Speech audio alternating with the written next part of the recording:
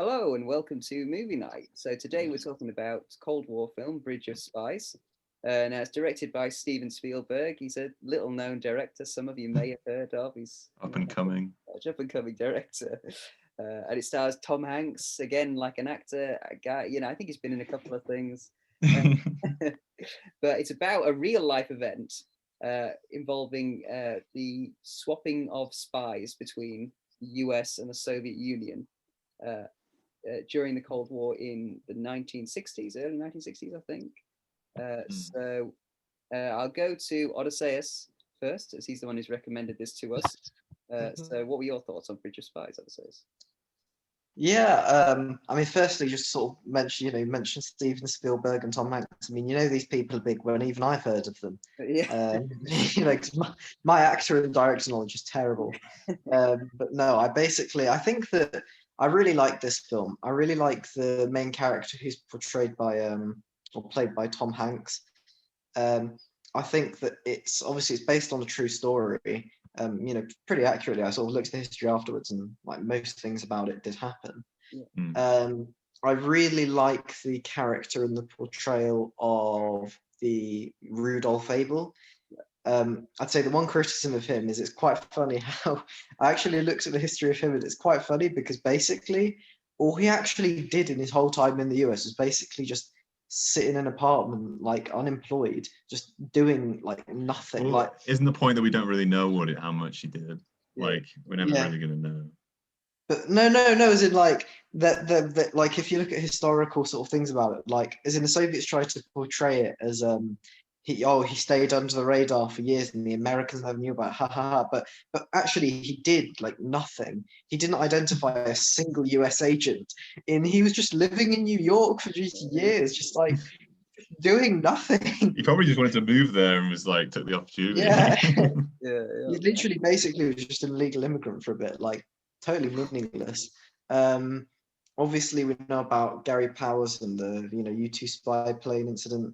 I think that the student Pryor, that's sort of one thing that is, again, it's almost makes it feel a bit more fictional, his involvement, because you just have someone there who feels so coincidental. Basically it just doesn't really make that much sense why they take him in the first place. But yeah, I think it's a really, really good movie. I like the character of the negotiator because of how it's just so based on like bonds that actually do seem fairly genuine. I mean, I think maybe this is one bit where maybe the movie exaggerates it slightly. I don't know, for example, if he got the painting from Abel and that kind of thing, but I like the way that he isn't a representative of the United States. He's just a lawyer. He does his job well at first in terms of just giving a man a fair trial, and then he sort of basically improves the lives of 3 different people by like not being attached to any one side in many respects. Yeah. How about you, Ed? What were your thoughts? Yeah, I agree. This is really solid. Before I say anything, the thing that made me most irrationally angry, I think, at this film was how many times people would blow their nose and like wipe their nose. I can't even exaggerate how many times it happened. It's like, I got to the point where I was like, is this supposed to be like a running joke? Like I was so annoyed, but beyond that, it was it was really good. Yeah. I think what that could be is if you're Steven Spielberg and you've won all your Oscars, you next try to break the Guinness World Record for the amount of times that nose wipes blown their nose in a movie. It was so gross, but yeah, I especially like the Rudolph Abel guy. I liked how he kept saying like, "Oh, would it help if I was nervous?" I think he was a really interesting character. He almost doesn't give anything away, like even to the audience. I quite like that. Yeah, like Tom Hanks is really cool. I like the whole, he approaches all the negotiations just like a lawyer, basically, he tries to get the most out of it, and like in just a really interesting way. And it's, yeah, like you say, it's a very interesting true story. It almost does seem very fictional because it ends on a very like almost cliche happy ending, but that is actually how it happened, so you can't really fault it for that. What are you about, you, Albert? Yeah, I would agree. I thought it's a very good film. I think to compare it to The Coldest Game, which is another review that you can watch on our channel, I think it's has a much like slicker production, which comes from the fact that it's made by Steven Spielberg, stars Tom Hanks and all this. Not just that it's like an American Hollywood production, but just like the aspects of it, like the writing, the directing, the performances, all make it stronger. Like I know Rudolph Abel, the actor, won an Oscar for that performance, I believe. And I think it's a great performance because of how like in how much immersed he is in the role. Because like even like his accent, like he has such a weird accent that's like a hybrid of like English and like Irish and all kinds of weird accents, which is apparently what the real guy sounded like. Because he was like born in England and then raised somewhere else and moved around a lot. So like I think the commitment from everyone involved is evident to like telling this story and making it exciting as well. So I think within this kind of film, I think this is a very good example because it manages to be both reasonably true to the events and exciting at the same time, which is what you want from something like this. Yeah, if you don't know much about like how the different powers and stuff were operating at the same time, it's really interesting how you see this guy having to navigate like, oh, East Berlin is like being a bitch, and like Russia, and like US, like all these interconnecting, like complicated, like almost unwritten rules. Like, oh, they're literally building the wall, and it's like, can you go across or not? Like, can you just walk around? Can you do this? It's like, well, all very interesting. That as well comes, I think, with what I was saying about the production, in that it's really impressive to see like the wall, attention to detail. Even there's just a bit where he's like on the train and he sees like some people trying to cross the wall and getting shot, stuff like that. Just like bits like that, because like I don't keep comparing it to The Coldest Game, but in The Coldest Game, whenever they're in a car, like the windows are all blacked out, which is partly due to that's because they're a spy, and that's how they do it. But it's equally also like a production. Just because of budget, yeah. You don't need to CGI any like streets or anything if you black out the windows. Whereas they clearly spent a lot of time recreating what Berlin would have looked like at a time and what. It definitely wasn't a bit of an over reliance on CGI. I would have to say it's not. Yeah, as Spielberg likes to do a lot nowadays. Yeah, he does. One thing that I want to mention, like, is partly because you mentioned the people trying to climb over the wall, is that I really like the themes, the sort of continuous themes in this movie. I mean, amongst others, so there's obviously the climbing of the wall, which then, it reminds the character of it with the climbing of the fence at the very end. Oh, yeah.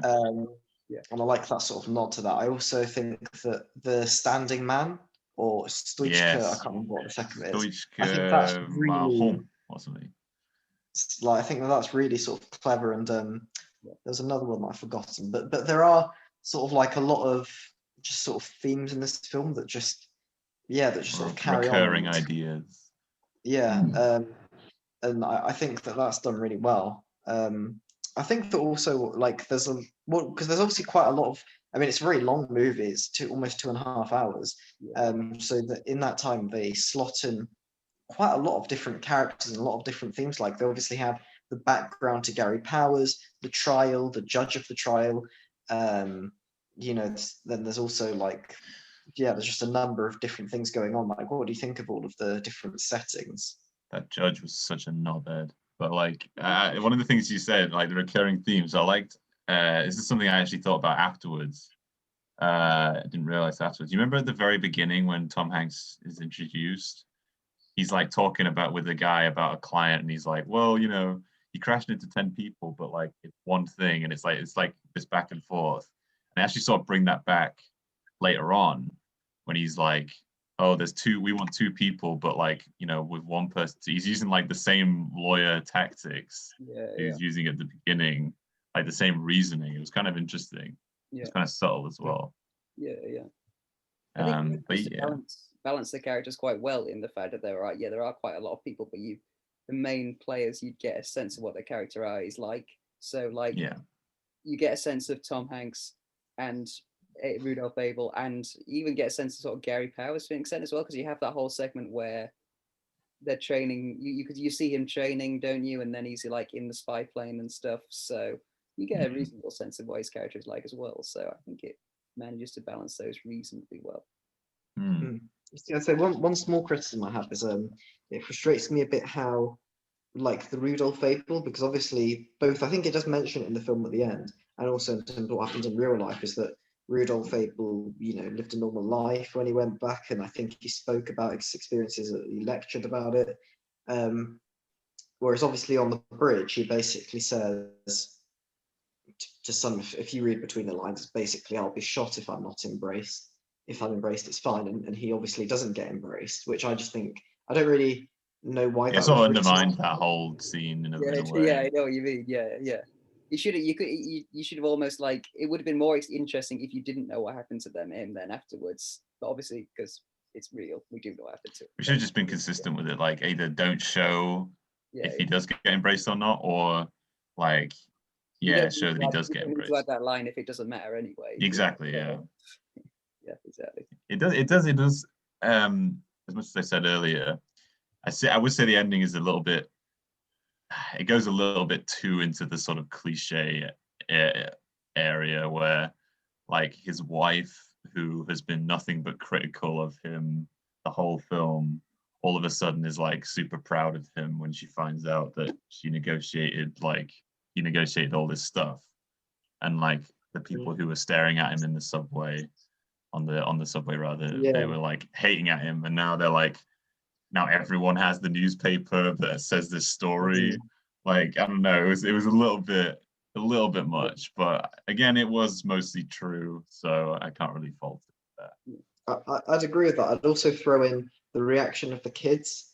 They're all sort of tucking into their TV dinner when they're watching the news, and then they all turn around like, "Daddy!" It's like, oh.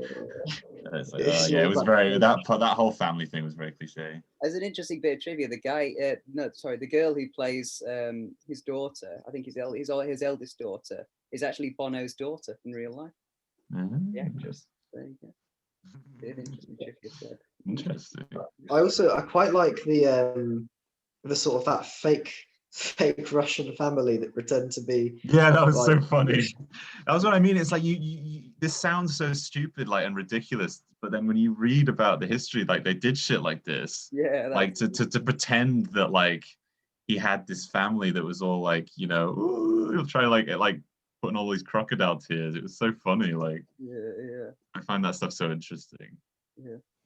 They play all these weird mind games with each other, like how they won't let him meet the lawyer for ages, and like the guy literally in the embassy comes out of the wall after he's met the family. Like, I don't know, it's just so interesting to see. Yeah.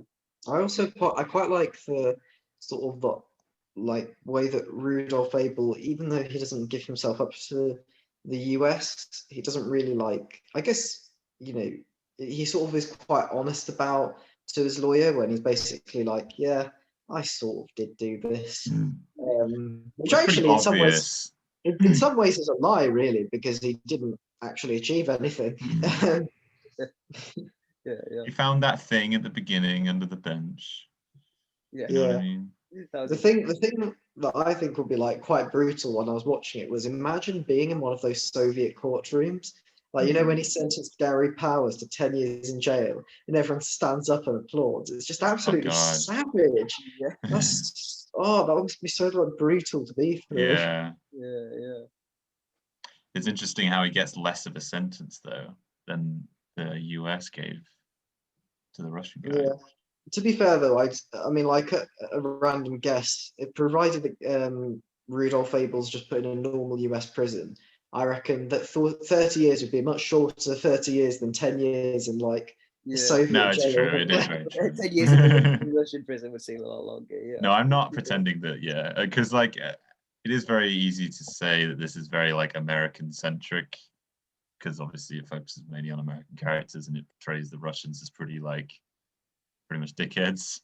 But to an extent, that was kind of how it was. Like, the Russians were very dodgy. With like they would just like, I mean, the whole thing with the student was true. Like, they just arrested this random student and started saying that he was like a spy. It's like, was he though? I also think that they portray the Gary Powers thing when he returns really well. Like, I think that, that's one thing that's quite interesting, is because the character of the lawyer is very based on like quite specific relationships, whereas actually if you look at sort of what the actual official negotiating positions of each of them were, it's much more that obviously Gary Powers is someone who the Americans in sort of the public opinion at the time are quite angry with, that he didn't just kill himself, he didn't kill himself. The Soviets, even though I guess you could say maybe less so because they did sort of bring back Abel and he had a fairly normal life, they still were quite concerned about him, like telling secrets, which is mentioned in the film. Prior in the film, they don't really care about at all. So it's only really in Tom Hanks that you have like these personal feelings, I guess. Yeah, definitely. So it's very interesting. What were your overall thoughts then? Odysseus, like a star rating? I think for me, like it's a very sort of engaging film. It's an interesting film. It's an interesting story. There's a lot of good performances. It's the only thing that loses it, so I'm going to give it 4.5 stars. The thing that loses that half star, I think, like Ed mentions, there are just a few cringe moments. Like the kids turning around and the wife and the people. Like, there's just a few bits, but generally, it's a very well thought out, intelligent film with good themes, good acting. So I do like it. Yeah. How about you, Ed? Yeah, I'll give it 3.5. It was very solid, like very interesting. I think the sort of, I wish they could have gone a bit further, like actually exploring some of the ideas and history a little bit more. Like you mentioned Gary Powers, but I would have liked to see, I don't know, maybe a bit more about how he returned, what it was like when he returned back to America. Like, would people be all right with him, or I don't know. But yeah, it was very solid, very, very easily, very watchable. Like something that you can very easily get into. So I'd recommend it. Yeah, I would agree, definitely. I think most people would be able to enjoy this, like, because you wouldn't need like giant amount of expertise into the area. Maybe not kids, obviously, but like most people with some interest in history would have some enjoyment of it. I'd say 3.5 to 4 stars. Would be anywhere in that boundary. I'd be pretty happy with, and I would certainly recommend it to most people. I'd also recommend another. It's not exactly about the same thing, but another Steven Spielberg film called Munich is very good, which is about the 1972 Olympics, where like where a group of Israeli athletes were attacked by some Palestinians, like a Palestinian terrorist group.